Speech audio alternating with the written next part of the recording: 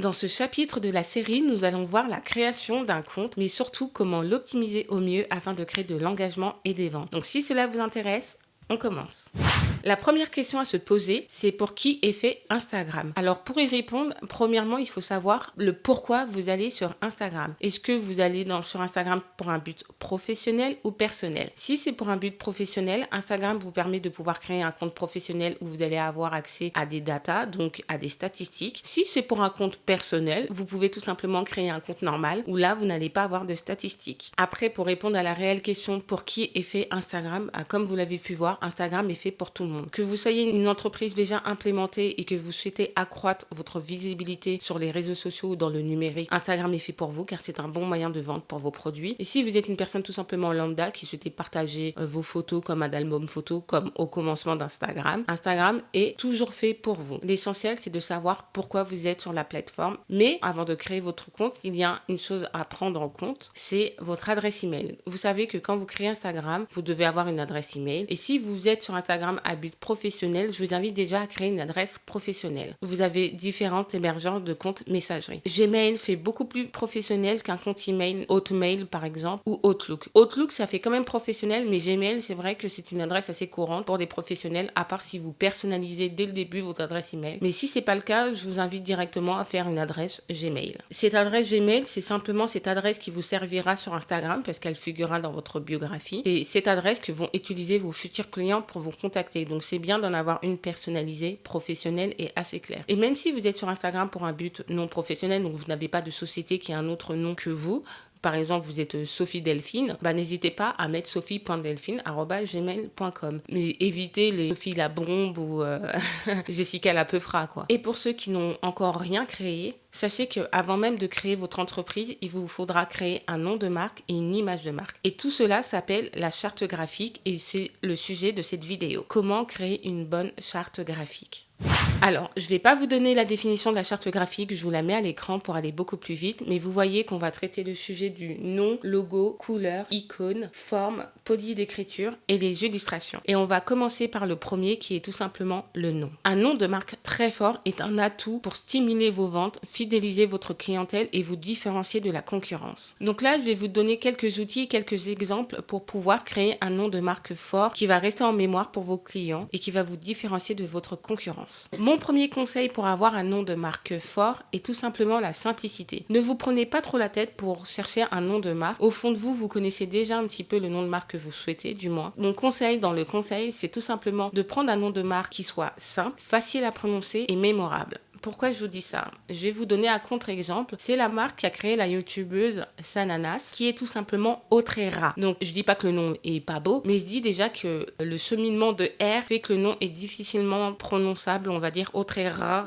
Donc, ça racle un petit peu la gorge. Deuxièmement, avec le nom, on ne sait pas du tout de quoi parle la marque. Bon, ceux qui connaissent Sananas, ils savent que Autrera est sa marque, mais pour quelqu'un qui ne connaît pas, ce nom ne fait pas appel au milieu de la cosmétique et du maquillage. Donc, simple, il est court, donc il est assez simple. Bon, il n'est même pas simple parce que Autrera, vous ne savez pas ce que ça signifie réellement. Il faudra aller sur Internet pour trouver la définition de ce mot-là. Même si elle a expliqué, mais il faudrait un nom de marque que les gens puissent comprendre sans avoir besoin de trop réfléchir. Donc, vous l'avez vu avec l'exemple d'Autrera. Je n'ai rien contre la marque, encore une fois. Mais essayez de trouver des noms simples qui ne soient pas trop complexes, pas trop difficiles à comprendre pour vos futurs clients et même pour une personne que vous ne connaissez pas. Si vous avez déjà trouvé votre nom de marque et vous souhaitez savoir s'il est disponible, je vous mets juste là sur l'écran le moyen de savoir si le nom de domaine que vous souhaitez prendre pour votre site internet et pour autre est disponible. Si vous ne savez pas, vous pouvez aller dans le basique au début, prendre votre nom, votre prénom, une chose assez simple qui se différencie de votre concurrent, mais dans votre nom de marque, vous devez apporter votre touche personnelle, ce qui va avec mon deuxième conseil qui est tout simplement la cohérence de votre marque. Dans votre nom de marque, il doit correspondre à vos valeurs, à ce que vous voulez transmettre, à qui vous êtes. Disons que vous êtes Greenpeace ou encore vous êtes une marque de vegan, et même pas, vous n'êtes même pas une marque de vegan, mais vous appelez votre nom de marque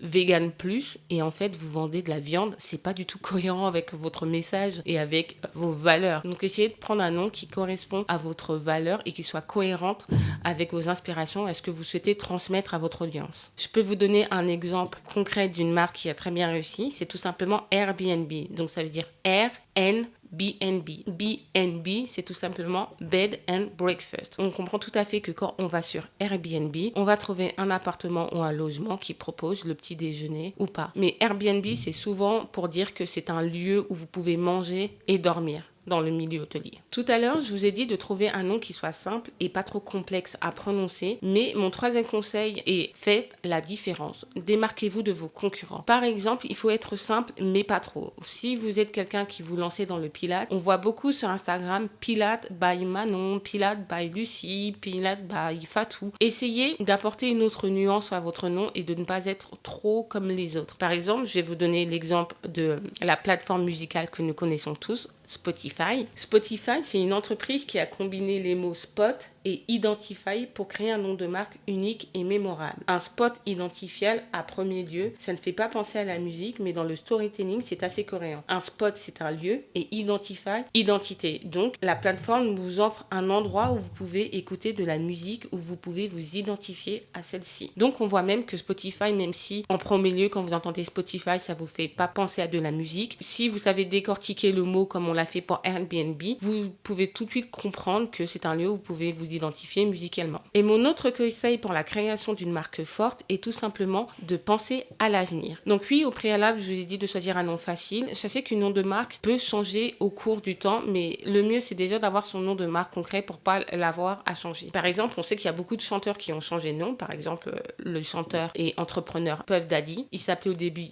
P. Diddy, après Puff Daddy, après Sean, il me semble. Il a changé énormément de nom pour revenir à la base P. Diddy, parce que tout le monde avait gardé son premier nom qui était tout simplement P. Diddy. Essayez de trouver un nom que vous pouvez aussi décliner pour l'avenir. Je vais vous prendre l'exemple de Zara. Zara, vous connaissez, c'est un magasin qui vend du prêt-à-porter, mais aujourd'hui, ils s'étendent. On voit qu'ils ont créé Zara Home, et ça ne me étonnerait pas que plus tard, ils créent Zara Design ou Zara autre chose pour vendre des meubles ou toute chose qui est encore à lien avec l'esthétisme. Donc, quand vous créez une marque, pensez aussi à l'avenir de cette marque, comment vous pouvez la faire évoluer toujours dans votre niche. Comme Amazon au début qui vendait des livres, et vous voyez aujourd'hui il s'étend à tout objet du quotidien. Et mon conseil aussi pour avoir une marque qui soit forte, mémorable et facile est tout simplement de le tester auprès de votre audience. Bien sûr, si au début vous n'avez pas encore d'audience pour pouvoir tester votre marque, souvent les entreprises font des échantillons. Ça veut dire qu'ils vont envoyer un questionnaire à différentes personnes, du téléconsulting, ça veut dire qu'ils vont vous appeler chez vous et ils vont vous poser des questions. Bon, c'est un peu vieillot et la plupart du temps les gens ne répondent pas. Mais vous, ce que vous pouvez faire, si vous avez des amis